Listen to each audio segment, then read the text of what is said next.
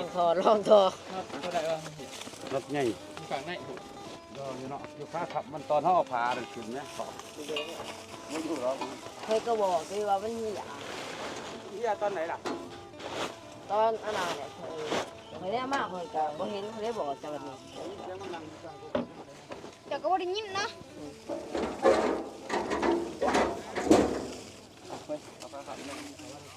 ขาขำลง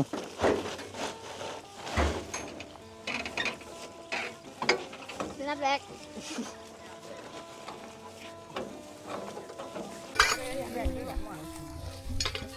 เจ้าม่วงเบิดบางเม็ดมาเบิดดิเบิดเลยเบิดเลยน้องกินนะกินน้อยเดียวตอนนี้อันนั้นมาแล้วพี่น้องแม่น้ำแข็งหั่นตอนนี้แบบสีมะเอาหัวมันขึ้นนี่ยายมากอันนี้ได้หิวเข่าเดี๋ยวฝ่าพ่นเด้อวันนี้เด้อหิวเข่าเลยนี่ก็ได้จอบข่อยแล้วนี่เนาะมันว่าเขียวไปดิเคย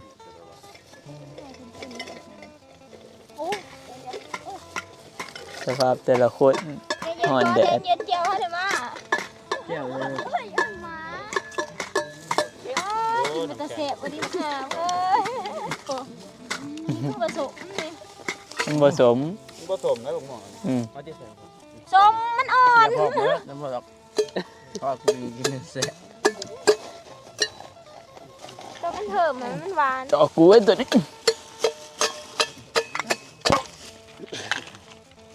กูเอากระติกแล้วทุกคนจอกใหญ่แต่ก็จะกระติก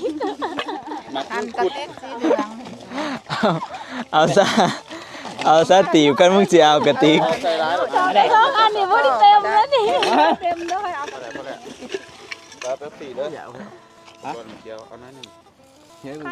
จับก่อนมายายมันสิคู่กันอยู่บ่มาจูมาผู้ใดมาบ่ทันเด็กแล้วเด้อ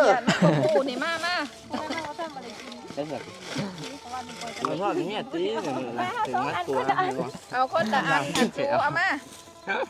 เอาสองคนน้อยหนึ่งเดียวก็ได้ยกเก่งกันเดียวเอาด่างก้อนแล้วก้อนหมูเว้ยเฮ้อพวกคนสิเลยตกห้ำพอได้ไหมกินน้ำกันก็ได้หากสีทอกเต็มมานี่หรอกก็จะกินน้ำกัน2 คนนะวางในจอพี่ไม่ถึงได้ก็คือที่แกเคี้ยวโดนเนาะอยากใส่ตีพี่น้องนี่ถ้าผลกองนี่เนาะกินน้ำกินไหนก็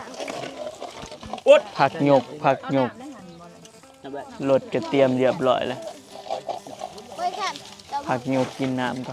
กินน้ำนี่ไม่สูงเท่มากน้ำเลยบอกว่าถอกอดีเขาฮะเดี๋ยวมันติดเด้อเหียนไปใช้เท่าสี่บะแมงถอกให้เนี่ยโตก็ไม่ได้ทางที่ใช้แต่ผู้ร้ายป้อนจอกมาจักหน่อยก็ได้พอละเอาสู้งานแดดจังบ้ารู้สึกมันอะไรล่ะ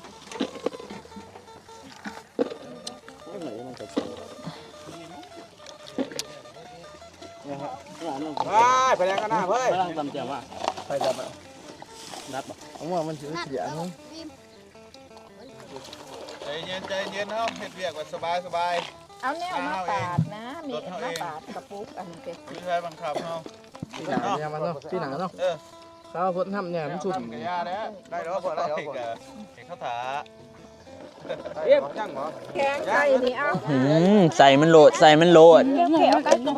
กัดมันโหลดปลาใส่มันมืดหมากโหลดแก้วมันก็ได้อย่างเดียวเฮ้ยแก้วไผ่เห็ดร้านเห็ดโอ้ยังไงดูเนี่ยดิเช็ดหน้าปีนี่เช็ดหน้าจะหาทุ่งเฮ็ดเอาตัวเฮ็ดเอาล้อหนึ่งพี่ต้อยเอาน้ำแข็งใส่ให้แน่นอันเงี้ยไว้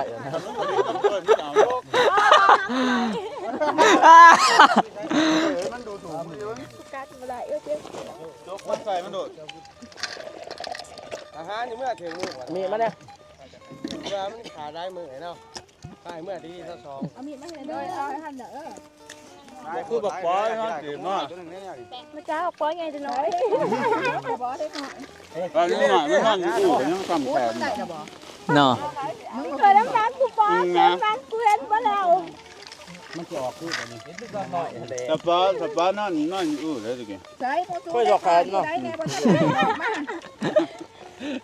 เอามันโหด สติว้าสติบ้า เอาเข้าว่าไงว่ามันโหดเนาะ ว่าจะนักว่าจะก็เห็นแต่ตอนน้อยแหละตอนใหญ่จะไม่เห็นแผลมันเศร้าหรอแผลมัน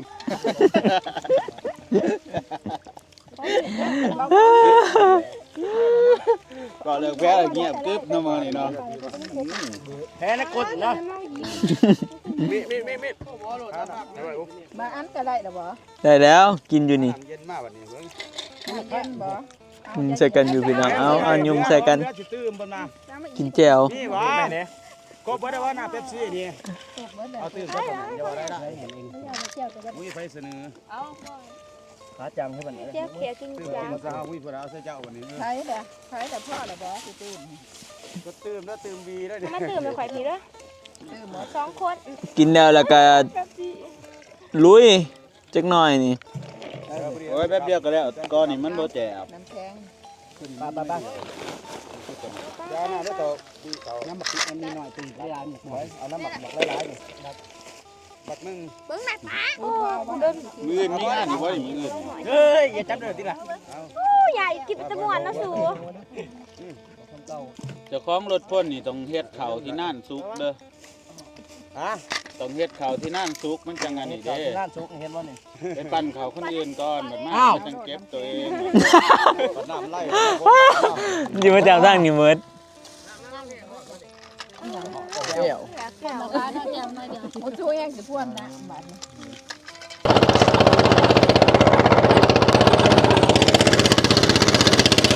พี่น้องตอนนี้ก็เริ่มแล้วพี่น้องลุยต่อกองที่2กำลังเริ่มคนเดี๋ยวแล้วนี่ก็แล้วเลยพี่น้องก็จังสิฮู้ว่าได้จักสอบเนาะร่วมกัน2กองลุยต่อ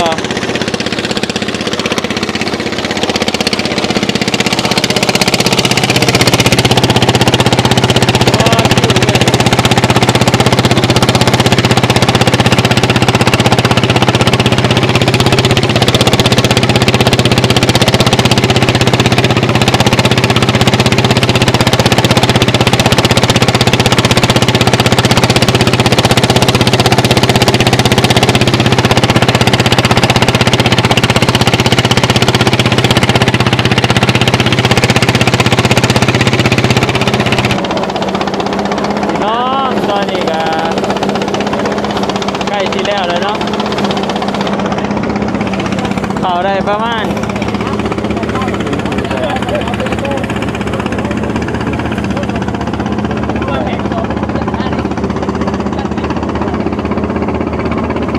ได้ประมาณ30กว่าสอบพี่น้องได้อยู่แล้วประมาณ40ปลายเนาะเขานี่ก็30ปลายเลยเล็กไปกองหนึ่งแล้วพี่น้องนี่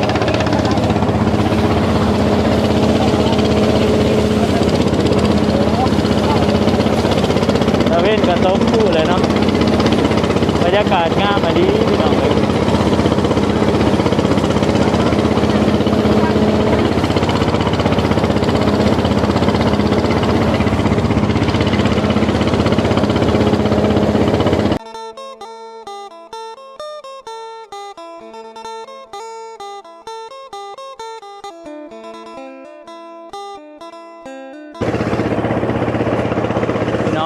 ตอนนี้ก็ใกล้สิแล้วเลยเนาะพอดีใกล้สิค่ำพอดีจนค่ำเหลือจักหน่อยพี่น้องเลยนี่สุดท้ายแล้วเนาะ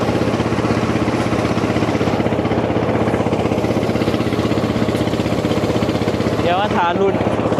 มาจะได้จักสอบเลยได้นี่โอ้12เลยเนาะ62กับอัน ไปหาที่ซ้อน หา 52กับ80เท่าไหร่ก่อนกับ93บวกเอาเด้อพี่น้องตอนนี้คิดบ่ทันไปพี่น้องเดี๋ยวถ้าเบิ่งแล้วนี่สิได้จักสอบเนาะเดี๋ยวมัดเจอกันก่อนบ่มีไฟอันนี้พี่น้องรอยกันมัดให้มันแล้วนี่ทางน่ะบ่สุกขายเขาแล้วพี่น้องเดี๋ยววันหาจังย่างไปเบิ่ง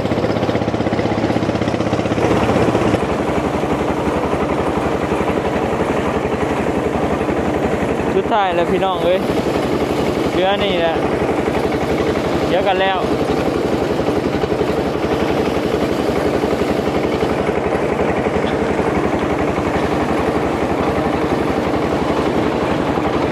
มันเฮียเฮ้ยว่าหนาค่อยๆเนี่ย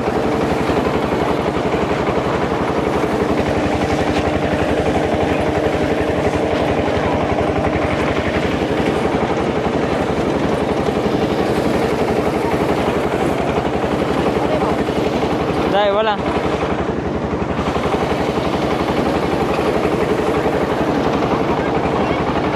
อันนี้เนี่ยเฮีย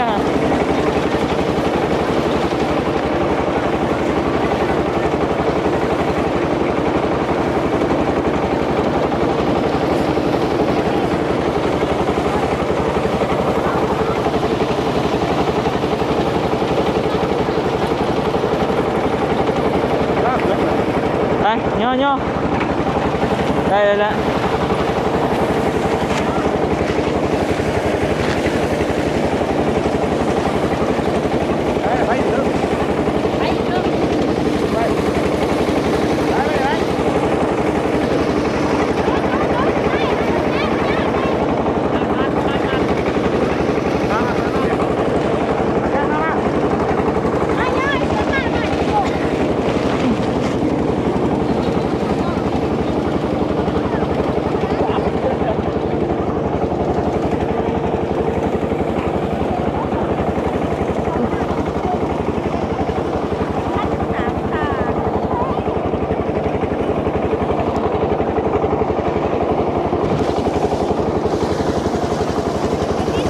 แล้วพี่น้องเอ้ย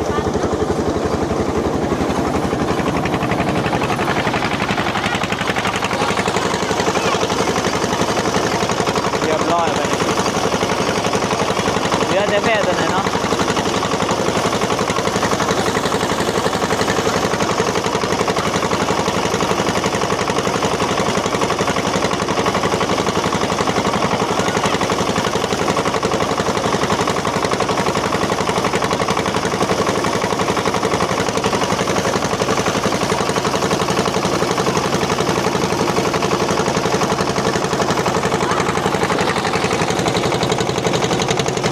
วัน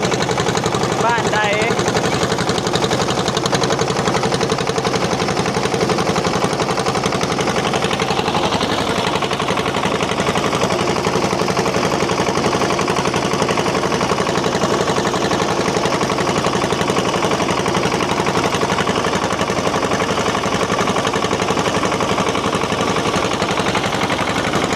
เอาขึ้นอันนี้ขึ้นพอดีแล้ว เ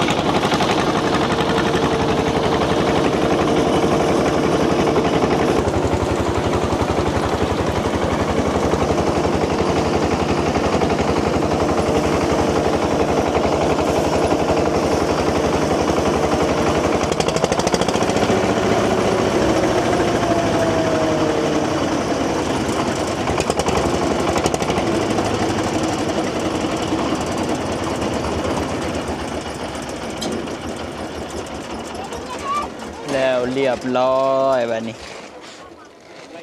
โอ้ตายเป็นอีกเนาะก็ใส่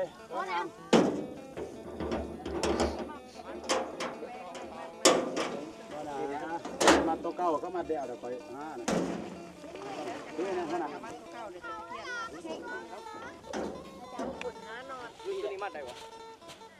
เห็นบ่พ่อสะพอง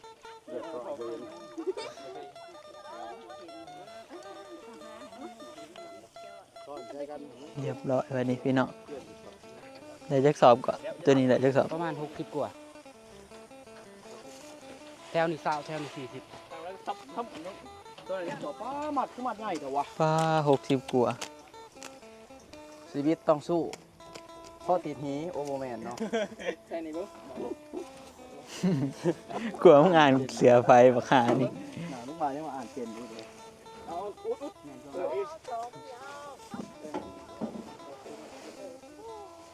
ประมาณ60กว่าเนาะ40พอทั้งเถอะ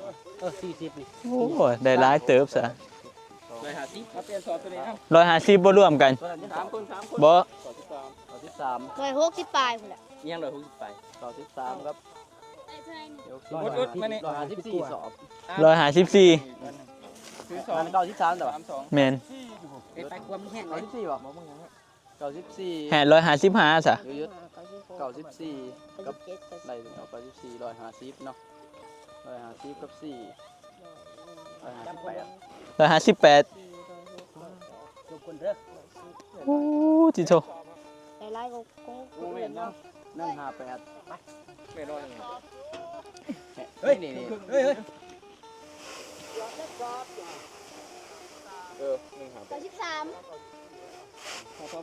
นี่60แล้ว158เนาะ 93อยู่หั่นฮะ 157มันใหญ่กว่า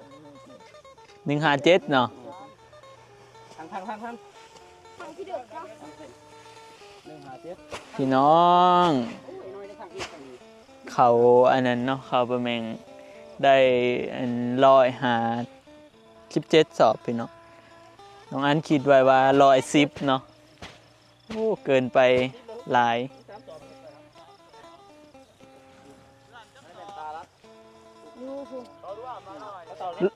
157ร่วมกัน โคกันดู ป้าดพี่น้องได้หลายเติบเด้อนี่ไปบัดนี้ก็แล้วเรียบร้อยทางนั้นเบิ่งย่างไปเบิ่งก็เพิ่นพากันขายขายเขาว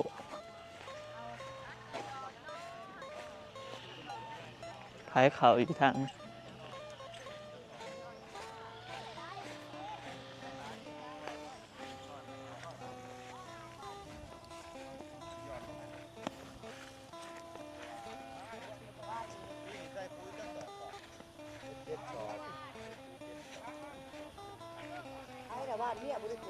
อันนี้ก็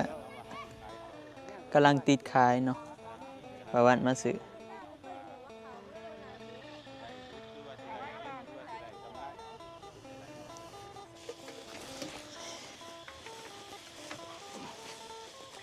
ขายเขาพี่น้องเอ้ยติดขายเด้อนั่น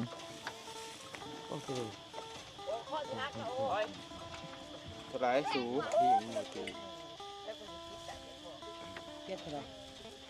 13ขาดขีดเดียวเนอะ มันก็อยากรู้เขามันได้อันนี้ ก็ให้จะตัดสิน ไม่จริงกันรถซูปเอาแม่ลูก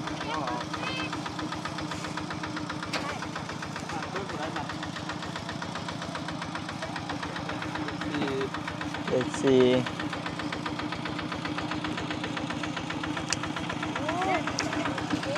โลละเท่าไรนิ่มประวันขายเขาชื่อเขา6,200โลละ6,200กับประมาณ นี่กี่ก็ได้ทำกันมาปุ๊บการจะเป็นการแบบ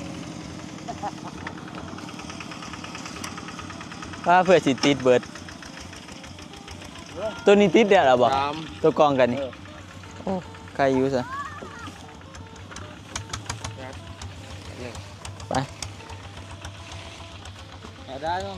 ไปพี่น้องเอ้ยตอนนี้ก็แล้วเรียบร้อยไปเลยเนาะฝนเขาและเฮาก็สิขึ้นเมื่อแล้วบัดนี้ก็สิเขาเจ้าก็สิคนเขาลูกบ้านแล้วก็คายเลยเนาะไปสำหรับคลิปนี้ก็สิได้จบเพียงส่ำนี้แล้วเด้อเนาะพี่น้องขอบคุณขอบใจ FC เบิดสุขุทุกคนเนาะที่เขามาติดตามรับชมน้องอันจะจบคลิปเนาะพี่น้องเขาคนเขามื้อนี้ก็ได้157สอบเนาะเขาน้อยๆไปเดี๋ยวไว้พอกันใหม่คลิปหน้าพี่น้องสำหรับคลิปนี้ขอตัวลาไปก่อนเด้อขอกล่าวคำว่าสบายดีพี่น้องบ๊ายบาย